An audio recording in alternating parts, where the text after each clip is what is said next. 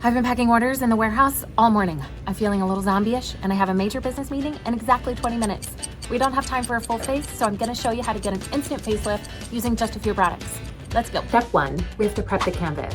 Tap a tiny dot of hydrating eye cream under the eye first. We need this hydration look, because under eye creasing is absolutely not on the agenda today.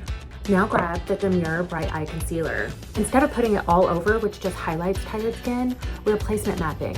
Put a little dot on the inner corner to cancel darkness and a sharp swipe on the outer corner angled upward toward the temple. It's like a temporarily painless thread lift, minus the needles and the hefty medical bill. Look at that side compared to this side. Instant awake. Step 2, blush. Do not put this on the apples of your cheeks if you're tired. That pulls the face down. We are placing it high on the cheekbone and blending back into the hairline. We're aiming for a successful corporate executive, not Victorian child with a fever. See how that just pulled my entire cheek up? Throw on a blazer, smooth down the hair, and nobody has to know it was taped to a shipping box just 10 minutes ago.